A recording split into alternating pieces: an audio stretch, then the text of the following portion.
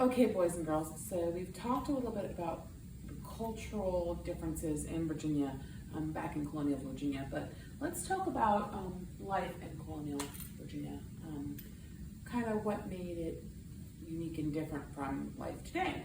First of all, the colonists made their own clothes. They couldn't go to Old Navy or Target or Walmart or Amazon and order clothes and have them shipped to their house or pick up in the store.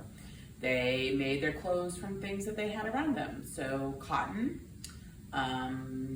leather, which is from the skin of animals, and wool, which is from the hair of a sheep, are what was commonly used to make clothing back in those days. Now, sometimes people would go to stores and would be able to buy material if they were wealthy, but that didn't happen for the majority of colonists. The majority of colonists made their own clothes out of wool, leather, and cotton.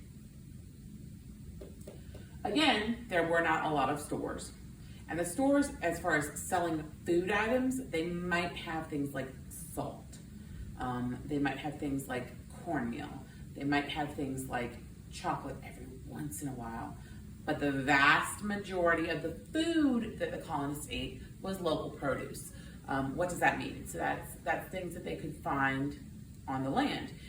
They could grow corn, they could grow squash, they were able to grow apples, they were able to find berries, they were able to grow, tomatoes, they were able to hunt for fish and deer and duck and probably squirrel, rabbit, and eat those animals.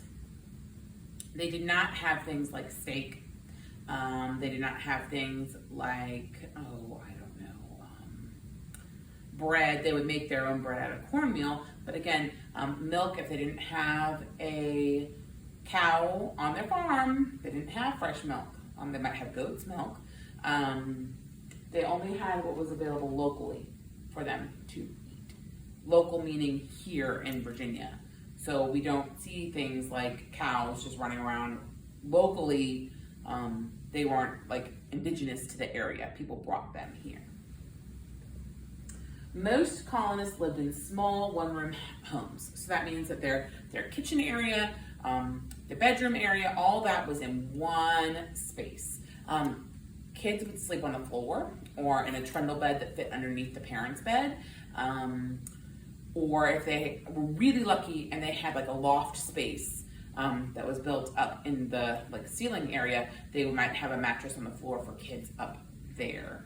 Not many people lived in multi-room homes. If they were really wealthy plantation owners, so they were growing that tobacco and they had a lot of money, then they might live in a bigger house. But their bigger houses would be really small by our standards today. Their normal homes were very, very small, probably smaller than the size of this classroom, to be completely honest with you. This classroom is probably the size of one of the larger homes in Colonial Virginia.